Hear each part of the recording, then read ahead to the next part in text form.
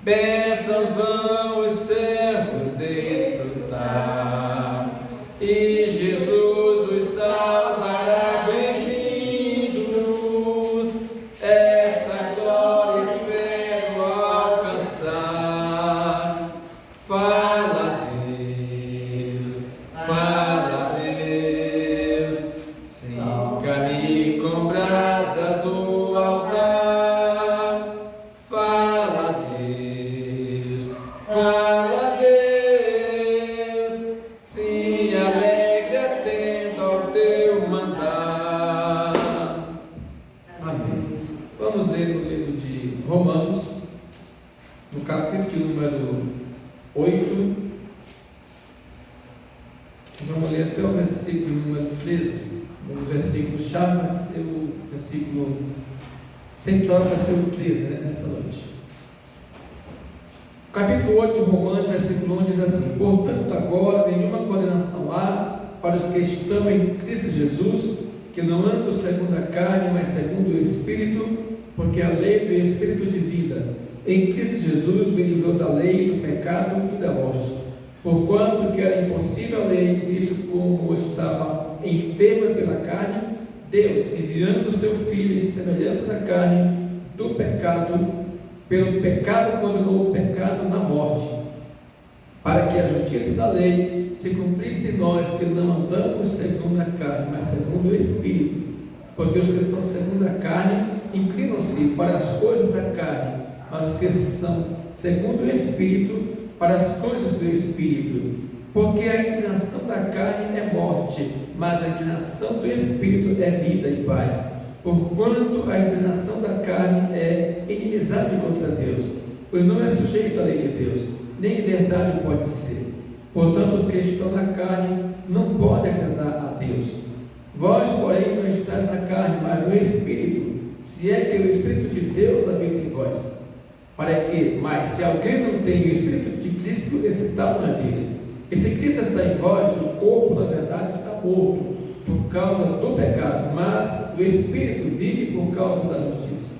E se o Espírito daquele que dos mortos ressuscitou Jesus habita em vós, aquele que dos mortos ressuscitou a Cristo também vivificará o vosso corpo mortal, pelo seu Espírito que em vós habita. De maneira que, irmãos, somos devedores não à carne, para viver segundo a carne, porque se viveres segundo a carne, morrereis, mas se pelo Espírito mortificardes as obras do corpo, vivereis.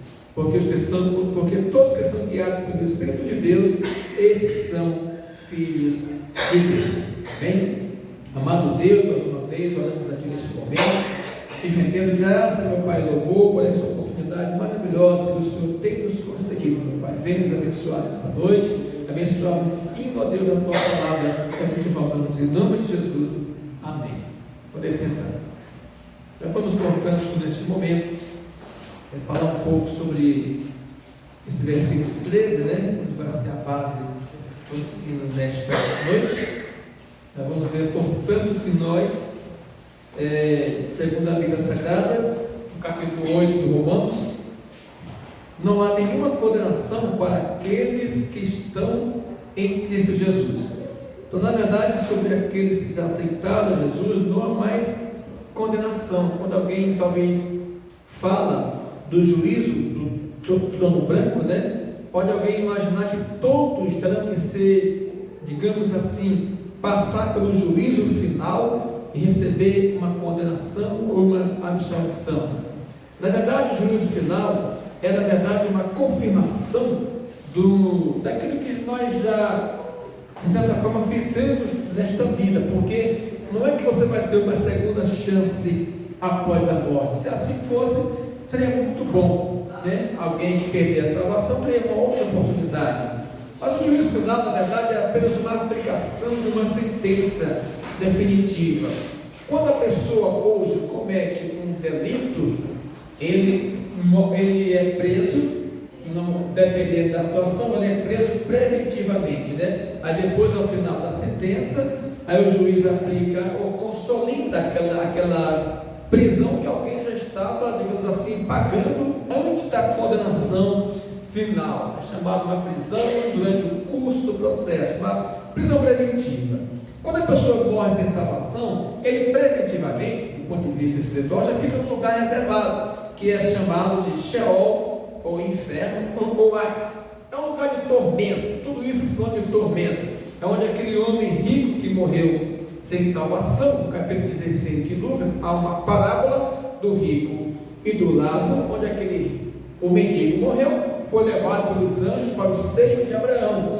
Em outras palavras, esse mendigo era servo de Deus, apesar da sua pobreza material, da sua pobreza econômica, diante de Deus, ele era um homem rico, ele era um homem que tinha condição de ter uma vida em santidade. Então, o mendigo era pobre na terra, mas era rico diante de Deus.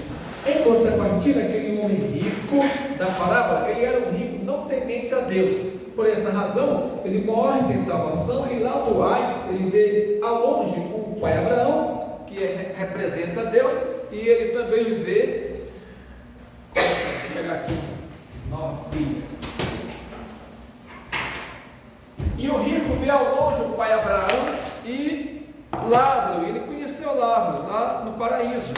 Perceba que o rico estava lá no lugar de tormento, a Bíblia chama de inferno, mas ele viu ao longe o pai Abraão e viu também o mendigo Lázaro. Só que agora ele percebeu que Lázaro estava em um lugar de conforto, um lugar de muita bênção. E ele pede para Abraão: peça que Lázaro molhe a ponta do dedo nessa água e venha refrescar minha língua, porque estou atormentado nessa chama. E o pai Abraão responde: não tem como, meu filho, há um grande abismo entre nós e vós, de tal forma que quem quer ir daí para aí não tem condição, e nem mesmo daí vir para cá. E ele insiste, então pede que ele vá na terra e pregue para meus 5 irmãos, porque eu tenho 5 irmãos lá, para que eles não venham para esse lugar de tormento. O pai Abraão insiste: não, meu filho, lá tem Moisés, lá tem os profetas, que eles ouçam-nos.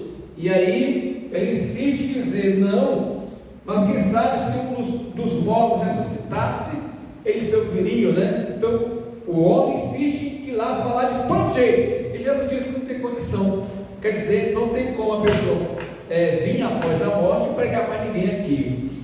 Essa teoria, essa afirmação, esse ensinamento, que essa heresia que é ensinado pelas pessoas que acreditam em reencarnação, que não é apenas o Allan Kardec, mas tantas outras, digamos assim, tantos outros segmentos religiosos que acreditam em reencarnação, isso não existe. A reencarnação é o processo pelo qual alguém que já morreu vem à vida normalmente, ou se reencarna, melhor dizendo, em outra, nem vem à vida, ele se reencarna em outras pessoas.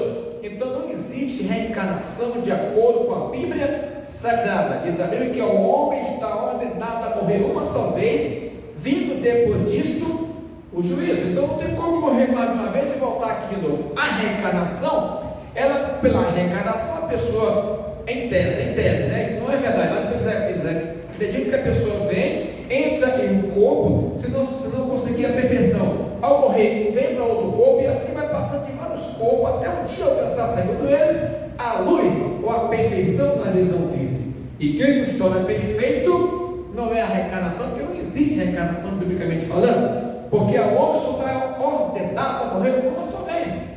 Quem é que não queria ter a chance de morrer mais de uma vez, se fosse possível, né?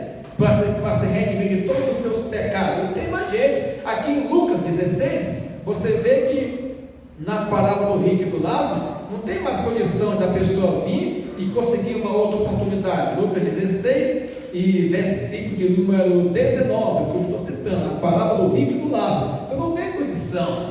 Então a pessoa morreu, ou é paraíso de Abraão no momento, ou é inferno. Não vou dizer que é céu de imediato, porque na verdade no céu não está ainda lá no céu mesmo, no trono de Deus, naquele espaço, digamos assim, na nave celestial, na nave que eu digo, entenda como um espaço, né? Não é a nave, uma aeronave, um espaço assim, igual vocês aqui, não é a nave da igreja. Pois é, lá no espaço da nave celestial, não existe ainda pessoas que morreram e que estão lá. E que eles estão, pastor? Estão debaixo do altar de Deus. Por quê? Diz a Bíblia que a carne e o sangue não podem herdar o céu. Então significa dizer que aqueles que morreram em Cristo estão lá no paraíso. Imagine que aqui, irmão, esse teto seja o céu. O paraíso é como se fosse isso aqui, ó, debaixo do céu. Tem essa parte debaixo do teto aqui, é como se fosse o paraíso. De fato, eu conheço um hino que dizia que ele falava tantas coisas, só isso será do céu para mim. Lógico que quem já está no paraíso já está com o passaporte carimbado para entrar na Nova Jerusalém. Não tem negócio de achar, irmãos, vocês que tem, no paraíso tem risco, não, só chega no paraíso quem já tem carta branca, passaporte para entrar no céu.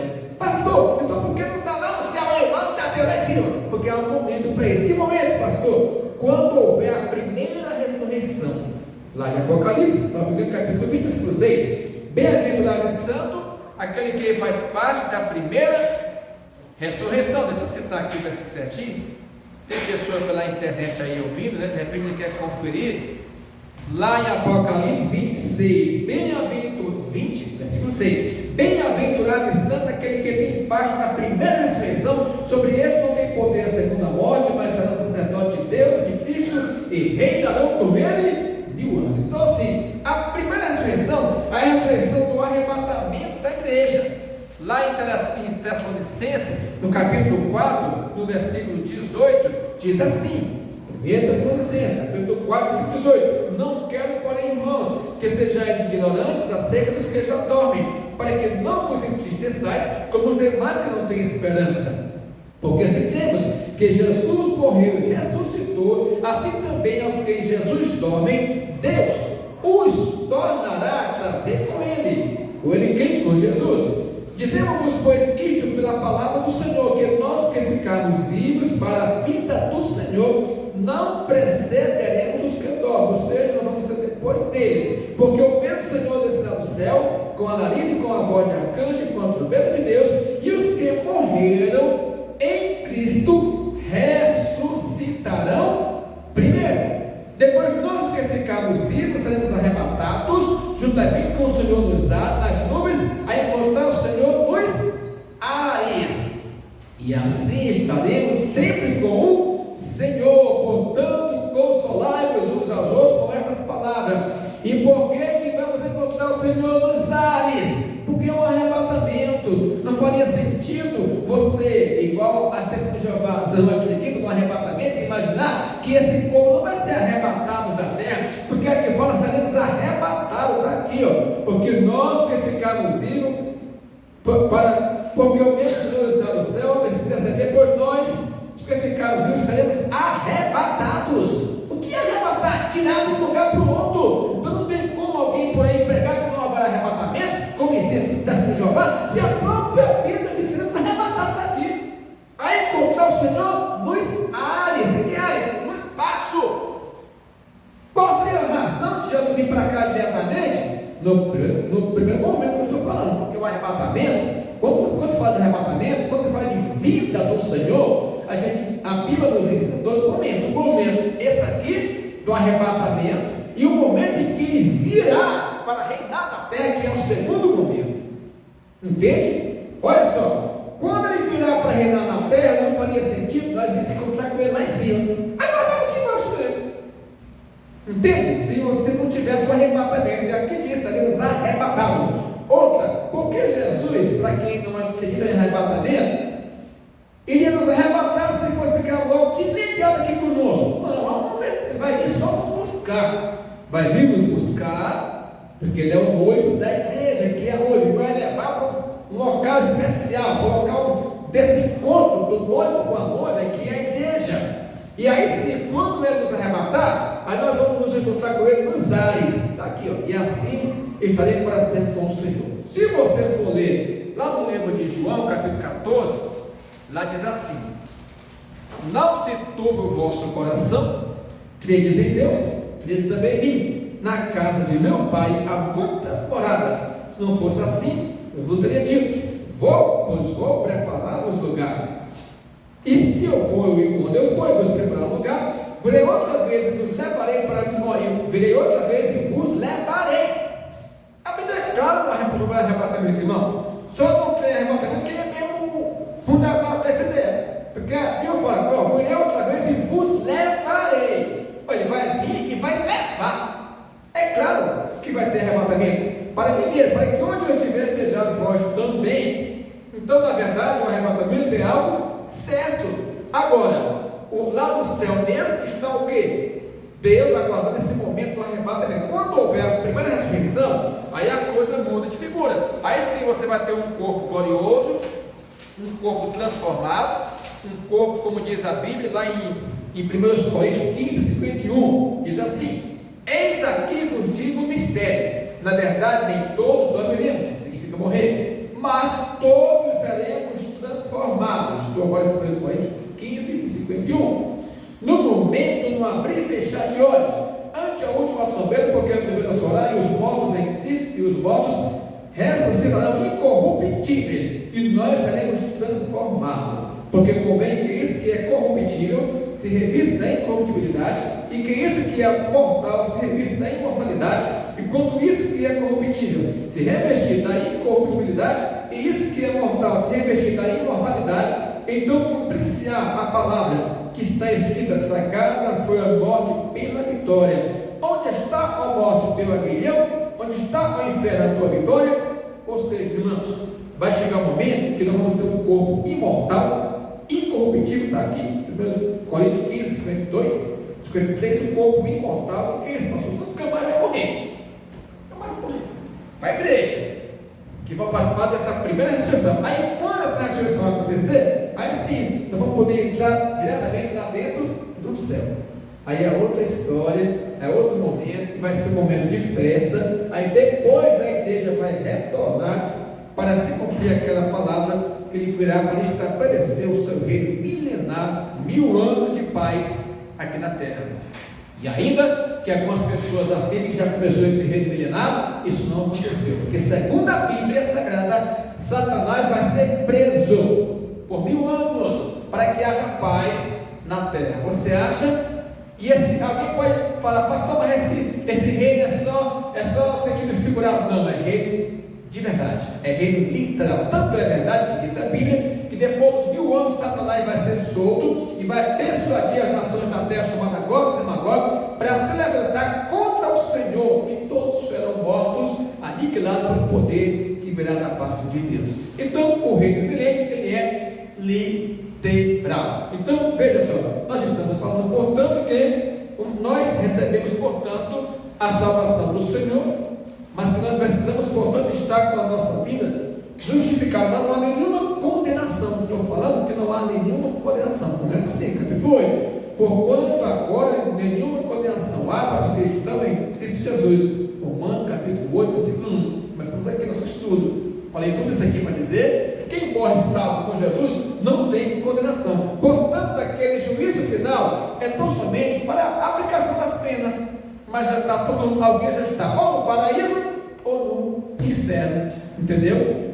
E veja bem, meus amados irmãos, e outra coisa também, aquelas pessoas também que viver durante o milênio também serão julgadas lá no trono branco. Elas vão passar, as principais pessoas que terão realmente de fato que passar por lá, todos vão passar, mas assim, para receber a condenação são aqueles do milênio, porque naquele momento que os 1000 anos acabar, que vai vir fogo destruir as nações, que vai se unir com o diabo, eles já não vão mais ficar no inferno de imediato, porque o próprio inferno vai ser um julgamento imediato. O próprio inferno vai entregar as pessoas que nele há. Então vai ter um julgamento, um juízo final, onde aqueles também que viverão no milênio, que se levaram ao ponto do Senhor, vão ser julgados também perante o trono branco. Eu estou falando isso aqui, não é bem objeto do estudo, mas para dizer que a igreja vai participar naquele dia, mas apenas como testemunha de tudo isso, porque a igreja já foi redimida, já foi lavada, já foi purificada,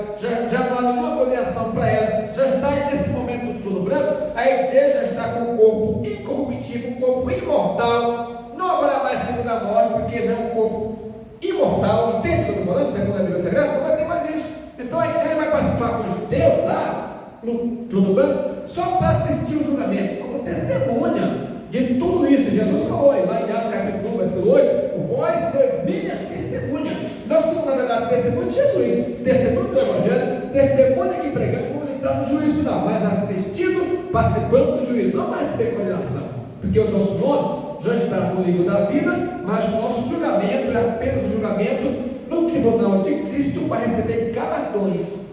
Nós, quando se encontrar com Cristo, vamos participar do julgamento, mas não é um julgamento de condenação, porque veja só de você estar lá em cima. Eu conheci um rapaz da minha cidade, que quando eu falo desse assunto eu me lembro dele. Ele disse: rapaz, ele é dessas pessoas que praticamente fazia ou faz pouca coisa para Deus. O problema dele é que no momento está até afastado, até onde eu sei. Esse é um perigo, né? Da pessoa deixar a coisa muito correr frouxo e não ter um cuidado com a sua vida espiritual. Mas aqui é o seguinte: rapaz, se eu chegar no céu, eu quero ficar presente debaixo da mesa da festa, estando lá em cima, está de bom tamanho, e de fato está de grande tamanho. Um certo dia Jesus falou assim, que João Batista falou assim: eis o Cordeiro de Deus que tira o pecado do mundo, apontando para Jesus, né? Aí Jesus voltou para João a palavra dizendo o seguinte: que dos nascidos da mulher não havia ninguém maior do que João Batista. Dos nascidos de mulher, dizia ele, não havia ninguém naquela época maior do que João Batista. Mas Jesus dizia assim: mas o menor lá no reino dos céus é maior do que João Batista. Olha, dá para entender isso? Vou repetir o que Jesus falou: que não havia ninguém nascido de mulher maior do que o profeta João Batista. Jesus era primo de João Batista, não havia ninguém maior do que ele. Mas ele disse: olha, apesar de não ter ninguém maior do que João aqui na terra, sabe uma coisa, o menorzinho lá no reino dos céus é maior do que ele. Em outras palavras, o mais importante que você galgar uma posição grandiosa aqui embaixo na terra, seja na igreja, seja onde quer que seja, o mais importante não é você ter essa posição de destaque, porque talvez o menorzinho que está no reino, talvez não, vocês falam isso, o menor no reino dos céus é maior do que qualquer pessoa grandiosa aqui embaixo. Vai ser pessoas aí grandes, né? Pode ser um pastor, um pregador, um cantor, mas não se preocupe com isso não, porque quem já está no reino do céu já está com o passaporte carimbado. Aliás, o passaporte carimbado é aqui embaixo, né? Já está usufruindo da cidadania celestial. Então, enquanto nós estivermos aqui, nós temos que lutar para entrar no reino dos céus. Não tem dia nem hora na cara para dizer agora consegui o meu tempo, não. É o tempo todo persistindo para ter uma vida segundo a vontade do Senhor, renunciando os desejos, renunciando o pecado, renunciando o mal, todo dia, pedindo a Deus para fortalecer você, para você um dia, para nós um dia chegarmos até lá e receber a coroa da vitória, a qual o Senhor Jesus tem guardado para nós, né? Paulo falou: combati o bom combate, acabei a carreira, mas guardei o quê? A fé. Preocupe em guardar a fé. Se preocupe em guardar tantas coisas nessa terra, riqueza, tesouro, nada. Não se preocupe. Quando eu falei não se preocupar, não é que você vai deixar para lá, mas não se preocupe com isso. Se preocupe em guardar a fé. Se preocupe em combater o bom combate. E aí que vem acabar a carreira, porque para todos nós um dia a carreira vai ficar. Mas guarde a fé. Guarde a fé, porque diz a Bíblia que a fé é o firme fundamento das coisas que se esperam e a certeza daquilo que não se vê. Está certo? Está lá no livro de Hebreus, capítulo 11. A fé é isso, então guarde a fé. Você pode ter vivido tudo nessa vida. Se você morrer sem guardar a fé, não adiantou nada. Combata o bom combate, acaba a sua carreira um dia. E todos nós vamos finalizar aqui a nossa trajetória, mas guarde a fé no Senhor. Louvado seja o nome do Senhor. E dizia Paulo: acabei a carreira, combati o combate, acabei a carreira, mas guardei a fé. Desde agora, dizia Paulo, a coroa da justiça me está guardada, a qual o Senhor, injusto juiz, me dará naquele dia. E dizia ele, e não somente a mim, mas a tantos quanto amam e aguardam a sua vida. Então Paulo vai dizer que toda igreja que também amar a vida do Senhor é esperar por ela e guardar é estar vigilante, porque vai ser no momento, no abrir e fechar de olho. Nós lemos isso ontem, pastor, nós lemos lá em Coríntios, capítulo 15, e no versículo de número, vou ler para você de novo, 51. Eis aqui vos digo um mistério, na verdade, nem todos dormiremos, mas todos seremos transformados no momento, num abrir e fechar de olho. É muito rápido. É muito rápido. Meu Deus amado, você não defende. Dizem alguém que é mais ou menos 8 frações de um segundo ao tempo de abrir e fechar o olho. É muito rápido. Eu já ouvi falar isso, né? Quem quiser pedir, pesquisa aí. Mas essa é a fração de segundo. Sabe o que é isso? Um segundo já é rápido, né? E 8 frações de um segundo. 8. Pegar um segundo e dividir em 8 frações dele. É muito rápido. Um segundo dividido em 6 formas. Vamos fazer que você tenha, digamos, 60 segundos para ser 1 minuto, né? Então, a fração de segundo é como se fosse 1 segundo dividido por 60. E a fração de 8 que você falou aí é muito rápido. 8 fração de 1 segundo é como se fosse aqui, mais ou menos, deixa eu calcular aqui, 1/7 de 1 segundo. Entende? Isso aí é matemática, né? Você não tem que entender o que eu vou dizer aqui agora. É eu pegar essa fração do segundo e dividir. Aí depois do segundo é o momento, né? Não tem, a gente tem aqui a hora, a gente tem minuto, a gente tem segundo, e o que depois? Momento. Por isso aqui fala, no momento, tá? Não existe tempo definido para menor do que segundo. Se fala fração de segundo, porque é muito rápido. E na verdade existe fração de segundo. Você botar o negocinho, ele vai contar, viu? Quando alguém vai correr por aí, mas a fração de segundo, biblicamente, é chamado de momento. Em um momento, no abrir e fechar de olho. Então, esse momento é menor do que a fração de segundo. Mas, alguém calcula que é como se fosse frações de segundo. Então, vai ser muito rápido. Vai dar tempo você depois. Momento aí, eu quero aqui. Não tem mais não. É muito rápido. Por isso que nós temos que cuidado. Porque a volta do Senhor vai ser nesse momento, um abrir e fechar de olho. Não adianta, não dá tempo de voltar em casa, pegar a mochila, pegar alguma coisa, não dá tempo de pagar a sua conta, não dá tempo de fazer nada, não dá tempo de pedir perdão, não dá tempo de nada, é rápido, é um momento, vamos ali. Por isso que temos que estar o quê? Com a nossa vida preparada, o tempo todo, a todo momento, louvado seja o nome do Senhor. E a nossa vida tem que estar o quê? Cada vez mais mortificada. Versículo 13 fala: porque se viveis segundo a carne, morrereis. Porque está falando da vida, da morte espiritual. Devemos ter bastante cuidado. Lá em Romanos 6, versículo 23, diz assim: porque o salário do pecado é a morte, mas o dom gratuito de Deus é a vida eterna, por Cristo Jesus, nosso Senhor. Então nós não podemos viver, digamos, segundo a carne. O que é viver segundo a carne? É viver ao oposto à vontade do Espírito. Mortificados as obras do corpo, está aqui, versículo 13. Mas se você quer pelo Espírito, mortificados as obras do corpo, vivereis.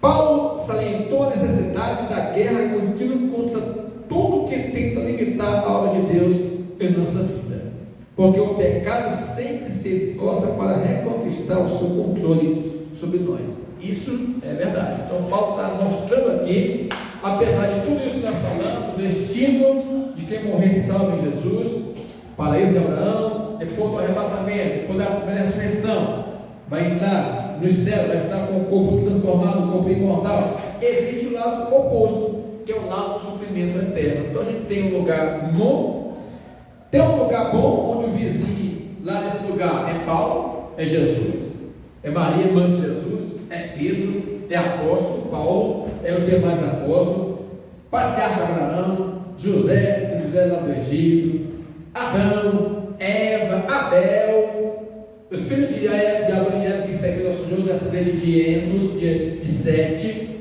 Noé, Jacó, sabe? Todas aquelas pessoas que aceitaram Jesus, profeta. Tem um lugar lá, o condomínio celestial. No momento desse condomínio, no paraíso. Condomínio celestial no paraíso, no condomínio. Vai chegar lá, só se essa turma por lá, no condomínio.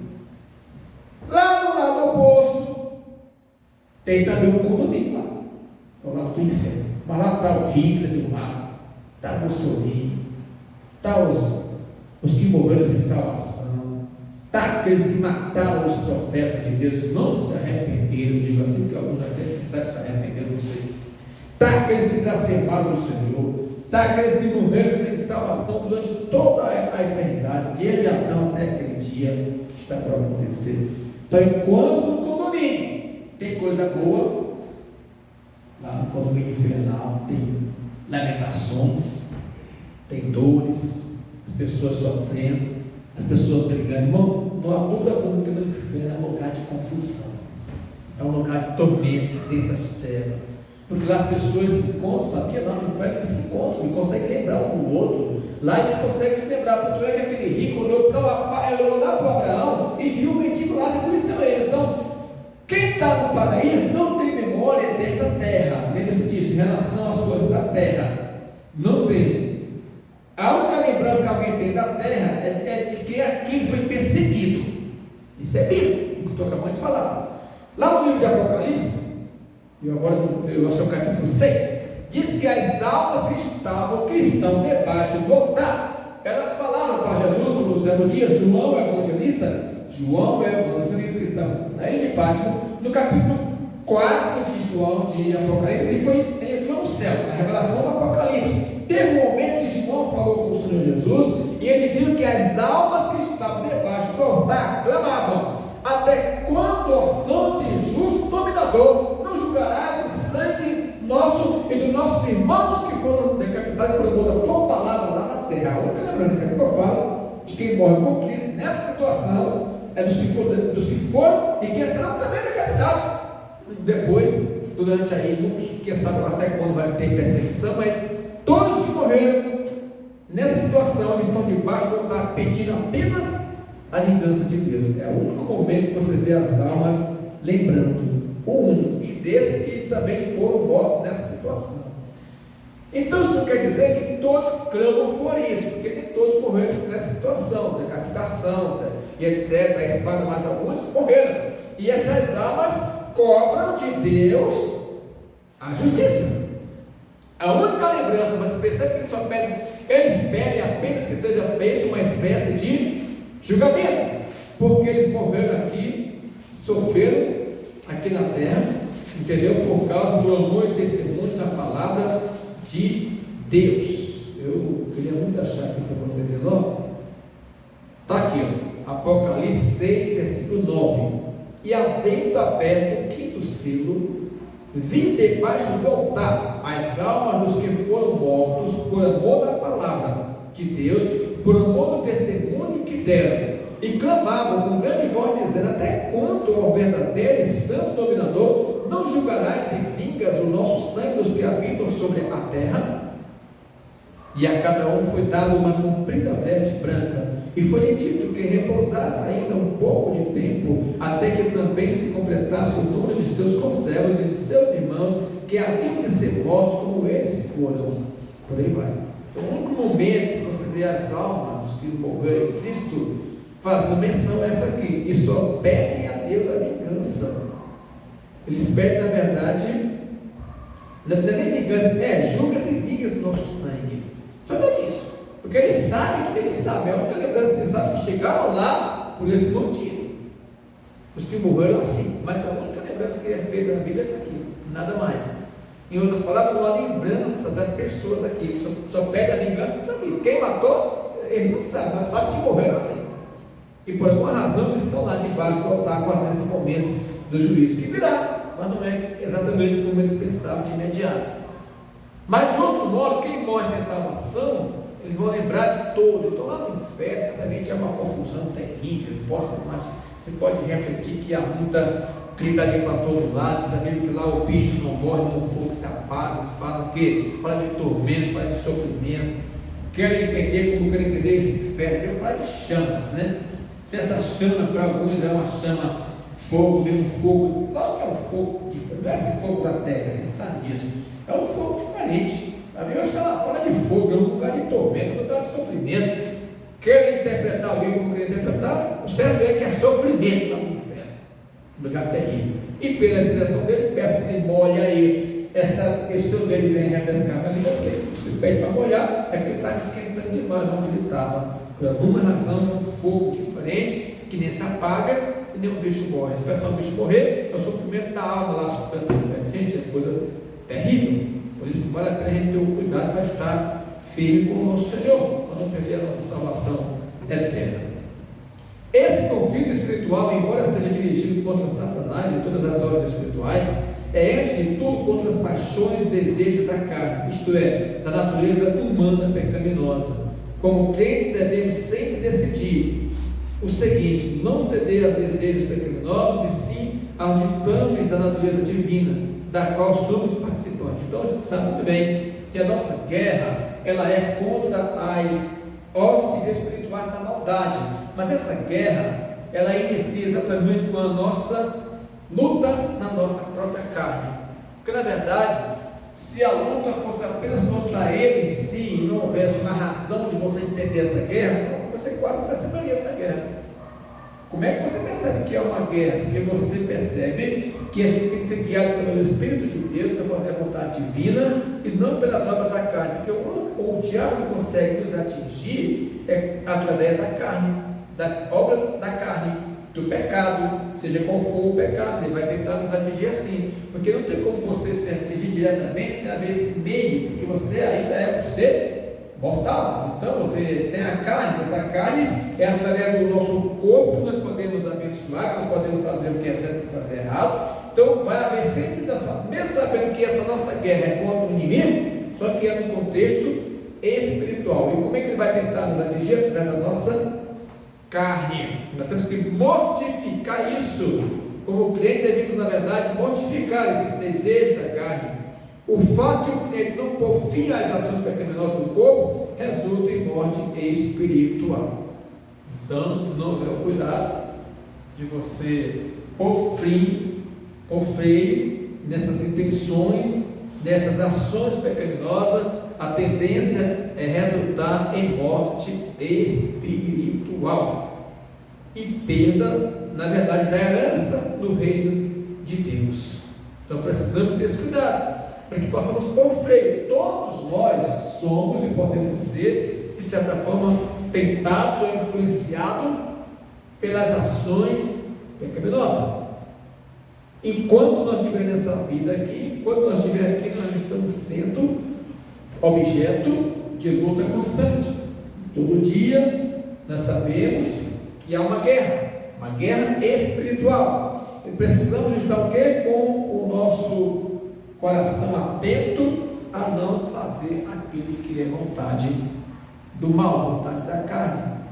Não gostava tanto disso, gostava mais do velho homem. Nós fazíamos isso depois que nós convertemos, e isso não faz mais parte do nosso comportamento, da nossa conduta, o nosso modo de agir, o nosso modo de nos portar. Antigamente nós andávamos xingando, hoje estamos pronunciando mais palavrões. Nós andávamos, todo enquanto nós andávamos com palavrões, hoje não, porque não pode sair da nossa boca nenhuma palavra torpe, segundo a Bíblia Sagrada. Antigamente nós andávamos mentindo, hoje nós não mentimos mais, porque segundo a Bíblia, aquele mente está fazendo aquilo que é do diabo, porque o diabo é o pai da mentira. Apocalipse 21, versículo 8, diz que ficarão de fora todos aqueles que amam e praticam a mentira. Então a mentira tem que sair fora da nossa lista de ações diárias, Nós não podemos colocar a mentira como sendo algo que vai ficar em nosso cotidiano, tem que ser afastado de nós também. Muito bem, se nós andávamos fazendo aquilo que era errado, nós andávamos, quem sabe, se viciando, não podemos basear nesse caminho do vício, seja cigarro, seja bebida alcoólica, tudo aquilo que era realmente algo que vinha destruir o corpo seu. Nós somos templo do Espírito Santo de Deus. Nós fazíamos parte daqueles movimentos, assim, reunir com pessoas não crentes, não justas, pessoas ímpias. Nós não podemos mais fazer a vontade dele. Diz a Bíblia que bem-aventurado, o varão que não anda segundo o conselho dos ímpios, nem se assenta na roda dos escarnecedores, nem se detém no caminho dos pecadores. Vou ler melhor dizendo aqui, nem se detém no caminho dos pecadores, nem se assenta na roda dos escarnecedores. Bem-aventurado o varão que não anda segundo o conselho dos ímpios. Então, olha, quando você tem um problema, você não vai pedir conselho para o ímpio. O ímpio não vai ter conselho para você. O conselho dele certamente não vai ser bem-vindo para você. Então você não tem mais como buscar conselho da parte dele. Muito bem. A palavra, o fato de um crente não pôr fim nas ações pecaminosas, repetindo, do corpo resulta em morte espiritual e perda da herança do reino de Deus. A palavra morrerei significa que um cristão pode passar da vida espiritual para a morte espiritual.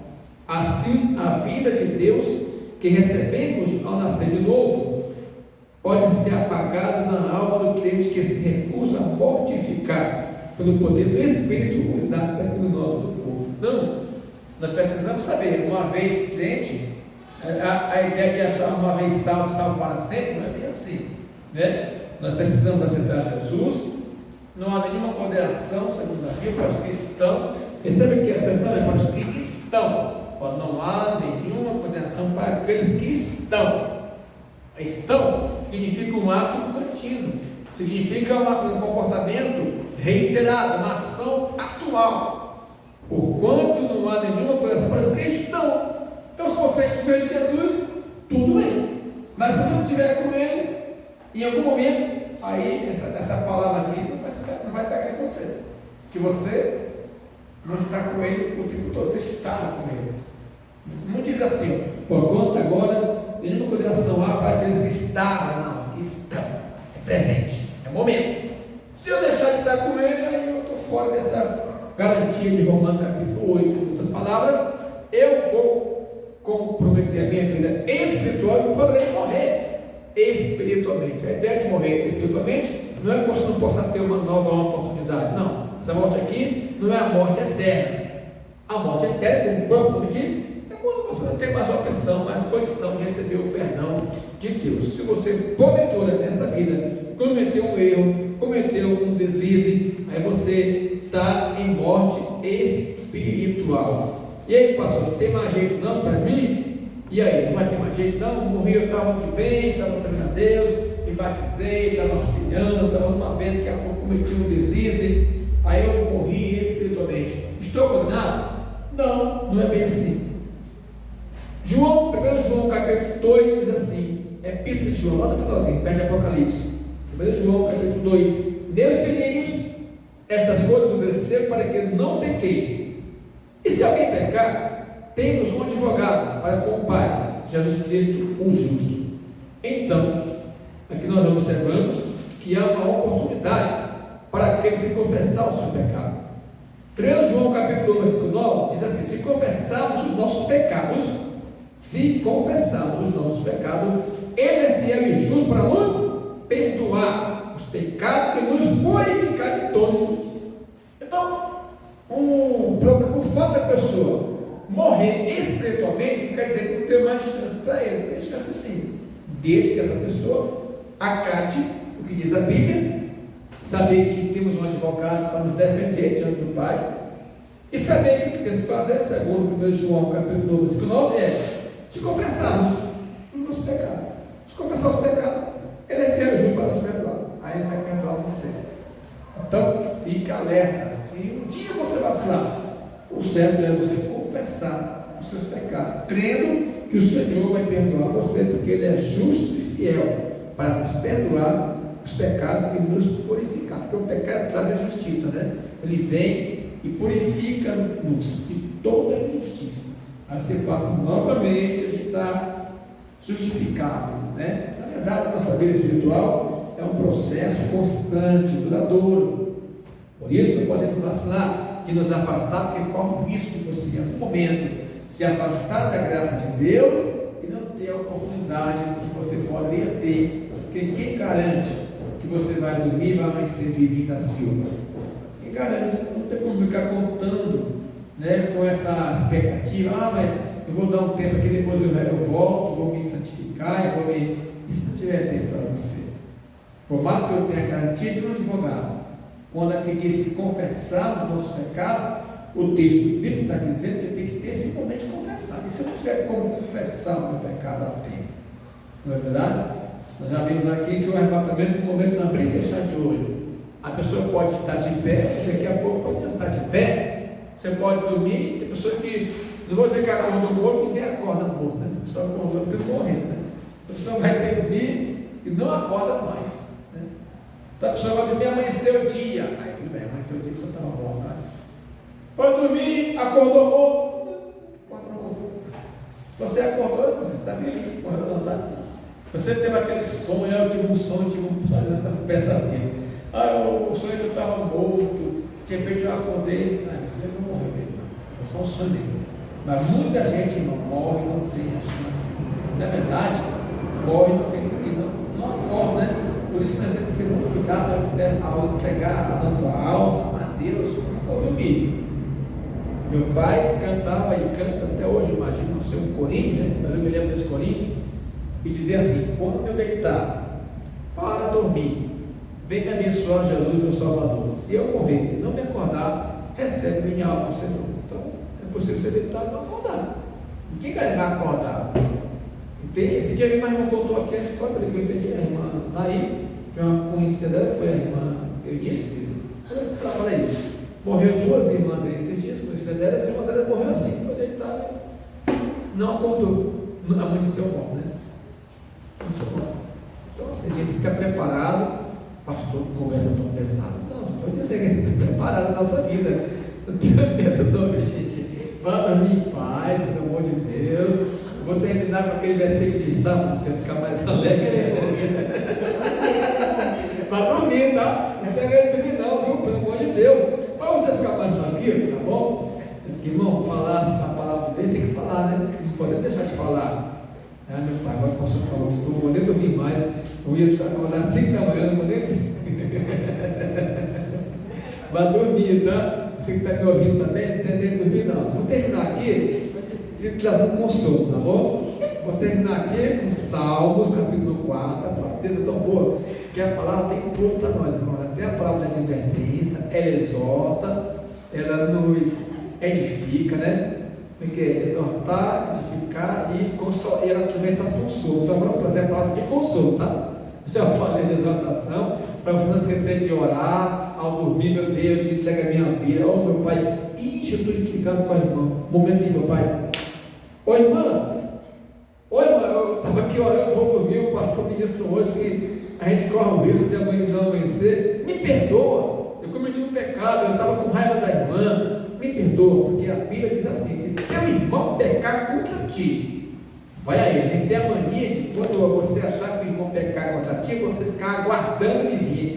Pela lógica humana, é assim mesmo, né? A lógica humana é assim: se você errou, é você, né? Mas a lógica de Deus não é assim. Até porque, por que a Bíblia diz assim: se teu irmão pecar contra ti? Deus é muito sábio, porque muitas das vezes nós apontamos erro em alguém que não houve esse tal erro. No mundo tal erro, eu posso achar que você errou contra mim, e eu individualmente achar que você errou, e na verdade eu estou julgando tudo errado. Jesus Cristo sabiamente diz assim: se alguém pecar contra ti, se você achar que alguém pecou de manhã, é porque você pode ir a ele e não achar que meu irmão é um mal entendido, não tem nada para os Satanás já estavam trabalhando para fazer você entender tudo ao contrário. E a gente tem essa mania, né? De querer concluir as coisas precipitadamente, sem dar corda, sem dar a chance de a pessoa se justificar, se defender, explicar qual foi o mal entendido. O diabo não quer justificativa, o diabo é tão malandro, ele não quer que você vá lá na irmã Leira, eu ouvi que você me falou, a irmã, o quê? Não, você entendeu? Aí vai explicar, não quer que você continue com o seu mal, inclusive saindo da sua comunhão com ele, com Deus, que começa a julgar erroneamente a irmã. Por isso que, se alguém pecar contra ti, se é por você, vai dizer, logo, fala, irmã, eu quero lhe pedir perdão, porque a irmã, não teve isso não, você foi mal entendido, você deve ter me interpretado errado. Falar a verdade não é muito fácil. Eu sou uma pessoa que sou muito objetivo quando alguém me pergunta algo, talvez a minha fala pode fazer você não entender. Sou muito prático, você sabe que eu sou da área do direito, meu filho, pai, meu senhor não pode falar assim, cala aí. A minha fala é assim, eu conheço o que é um pouco do direito. Se você vier perguntar para mim um assunto de justiça, eu vou te dar o norte mais ou menos do que vai acontecer. E eu já sei se vai dar lucro, se não vai dar lucro para você. Você pode até entrar, mas essa é a saída. Você quer correr isso? Não é que eu seja juiz, não, mas é como se eu tivesse na minha mente o que vai acontecer. Porque você sabe, né? O que vai acontecer. Então, eu sou muito objetivo com minhas explicações, e a pessoa às vezes pode não entender. E aí pode criar a conclusão precipitada. Não, porque eu falo o que eu entendo que tem que ser falado. Eu não iludo você. Se eu fosse um advogado mesmo da prática diária, porque você está acostumado, eu não posso exercer, né? Você sabe muito bem disso. Então, eu conheço, mas muitas ações, você acha que eu ia pegar? Não. Porque eu sei o que vai dar. A pessoa pode tentar, você vai tentar, mas não pode adiantar. Isso aqui vai ser assim. Você quer comer isso? Quer, tudo bem, ou isso. Mas já sei onde vai dar, onde não vai dar. Então, não é muito fácil a gente. Às vezes você cria confusões, né? Só errou com a tia antes de dormir. Oi, não me perdoa. Aí você fica aí guardando no coração essa rancor, essa mágoa. Depois você sai por aí. E aí, nada disso aconteceu como você imaginava. Eu me lembro uma certa vez, eu era líder de jovem, lá no setor do sul. Houve uma confusão. Olha que acontecem as confusões em igreja, você sabe entender como é que acontece. A gente só sabe que começou. Como? Tem aquela ideia. Você sabia que um dia eu estava tentando resolver um problema no meio da mocidade? E eu tentando encontrar o problema. Meu Deus, você sabe onde é que estava a fonte do problema? Em mim. Mas como é que esse negócio... Por exemplo, eu estava tentando resolver o problema que deu. Porque o problema vai ser tipo uma espiral. Tem um negócio chamado aspiral do conflito, né? O aspiral do conflito, lembra aquele aspiralzinho do caderno? Vai assim, ó, até na ponta, até chegar lá, já chegou muito mal contar essa história. E teve lá um problema, na verdade não era nem problema, mas passou a ser visto como um problema lá, alguma confusão que teve. E eu tentando entender, eu não sabia, no final é um problema. Como assim, eu sou um problema? Aí eu chegou, passando logo, mas ele chegou em mim. Como assim?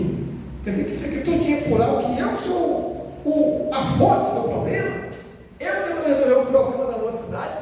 E segundo alguns, tinha começado em mim o problema, e eu nem sabia do problema. Ou seja, se eu sou a fonte do problema, se eu era a fonte do problema, para quem pensou que havia um problema, por que essa pessoa de média não chegou para mim, para perguntar isso, para eu fazer todo o aspiral do conflito, voltando aqui, voltei. Você está entendendo? O que é o aspiral? O aspiral vai assim, vai embora, não tem que rolar um sítio, mas dobra assim, dá um caderno, você me entendeu? Chama-se aspiral do conflito. É esse o nome, certo? Aspiral do conflito. Tem que cortar o aspiral do conflito. Antes de você enrolar o dois, volta. Não é mais fácil voltar, está mais perto aqui. Por que eu vou enrolar até na ponta, mais dificuldade para voltar? Esse negócio até aqui, se eu sou o problema, chega para mim logo, pastor. Opa, vamos lá conversar. Pastor, é o seguinte, eu estou falando do senhor. Por quê? Não sei. Aí como repreender esse nome? Tem alguma coisa errada, só lembra da cara de mim, aí tem que repreender. Não, pastor, porque o senhor olhou para mim com a cara de mim. Não é bem assim. Cuidado, tá? Um certo irmão estava pregando uma vez, ele olhava para lado da igreja, e toda hora que olhava tinha uma irmã fazendo caída para ele. Está rindo? Acontece cada coisa no meio dos irmãos. E o pastor, o pregador, começou a ficar assim, não é irritado, assim, incomodado com aquilo. Ele pregava, e Jesus é bom, irmão, na mesma hora, caída para ele, aquela cara mais cedo. O que essa irmã está fazendo de mim? E ele tentava dizer algo, mas ele ficou ligado, não tem como, por que essa irmã está me. Olha, tipo assim, você pregando, ele está falando para você. Uma vez eu corrigi minha filha, a Emanuele, ela tinha uma vez 5 aninhos. Ela passando assim, quando eu olhei para a Emanuele, eu estava lá no computador, sabe como é que ela estava? Assim, ó. 5 aninhos. Olha, peguei no fraco, rapaz. 5 aninhos mais ou menos, ela tinha me dando livro, rapidinho, Emanuelezinha. Novinha. E eu peguei no fraga. Assim para esse pregador. Olhar para a irmã, carrega para ele. Depois de um bom tempo, o pastor ficou incomodado. Aí fui perguntar para alguém, que caiu contigo. Por que aquele irmão fazia aquilo? Então ele remendou ela. Remendar é imitar, né? Acho que não fala assim. Está remendando. Remendando é pegar um pano e remendar. Sabe? Aí o irmão tem um tico-tico. Ela tinha um tico-tico. Toda hora que eu olhava para ela, ela estava com uma marmota assim. Tem gente que. Mas viu alguém que tem tico-tico? Tem uns que abrem a boca. Não sei o que, aquela coisa mais horrível. Olha para você tamanho. É esquisito que tem tico-tico. Tico-tico é essa mania que alguém tem. Eu conheço alguém por lá que se você. Ela, daqui a pouco você leva ela dá assim. Com a boca vem assim. Ela para. Essa pessoa que eu falo, você criança não tá. É daqui. Não é daqui. Mas ela fala, daqui a pouco ela tá a boca assim. Aí eu já sei que ela tem isso. E já peguei no fraga. Não é uma vez assim que você me entender. Tico,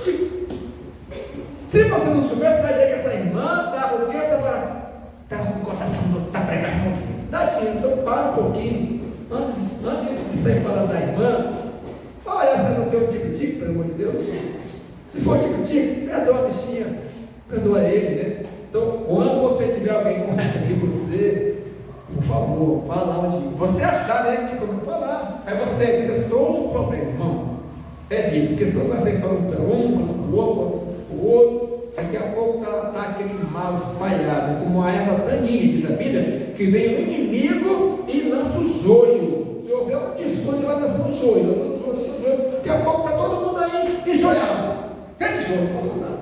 Né? Perigoso. E agora não é só o joio, não, ele lança o giló também, tá? Giló também. Que é isso, pastor? Muito obrigado. Eu estava aqui fazendo o almoço aquele dia, ia pegar as pimentas de cheiro para cortar, quando eu olhei tinha um gilózinho no meio da pimenta de cheiro. Disfarçando de pimenta de cheiro. Gilózinho. Verdinho, eu peguei. Não, eu te conheço.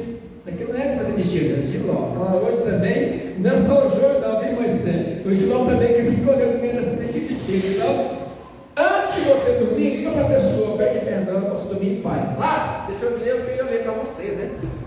Aí não pode ficar de pé, eu encerro agora aqui. Eu vou ler agora a consolação de Deus. Lá em Salmos, capítulo 4, versículo 8. Para você que não queria mais dormir, né? Pode dormir. Em paz também me deitarei.